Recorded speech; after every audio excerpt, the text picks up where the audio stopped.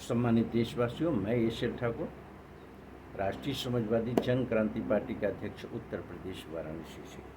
आज मैं विशेष करके घटित घटनाक्रम पटना के अंदर खान कोचिंग सेंटर के ऊपर हुए हमला को लेकर के मैं विशेष करके दुख व्यक्त करना चाहता हूं और साथ साथ मैं विशेष करके प्रशासन से आग्रह करना चाहता हूं, शासन से आग्रह करना चाहता हूं कि इस तरह की गतिविधियां बिल्कुल कहीं से किसी दृष्टिकोण से अच्छी नहीं है। लॉ एंड ऑर्डर पर नियंत्रण करें और पूरी ही गंभीरता के साथ, ईमानदारी के साथ, नैतिकता के साथ इस घटनाक्रम की पूरी समीक्षा करें, जांच करें और जांच के पश्चात दोषियों को कठोर सजा दें, क्योंकि ये शिक्षा क्षेत्र से जुड़ा हुआ मैटर है, ये बच्चों के भविष्य से जुड़ा हुआ मैटर है।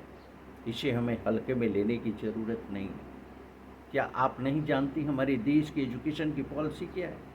हमारी एजुकेशनल पॉलिसी के स्तर इतना गिरा हुआ है कि आज मैं कह सकता हूँ कि यह कहना अतिशयोक्ति नहीं होगा कि 95% हमारे देश की आबादी अपने अधिकार और कर्तव्य को ही नहीं समझती है। 91% आबादी अपने फंडामेंटल राइट, अपने संविधान और कानून के विषय में नहीं जानते हैं। ये गिरती हुई शिक्षा का स्तर नहीं तो और है क्या? हम अपने मान सम्मान स्वाभिमान की संरक्षण के लिए, हम अपने भविष्य की संरक्षण के लिए पहल नहीं कर सकते। वो हमारे पास कैपेबिलिटी नहीं है, वो क्षमता नहीं है।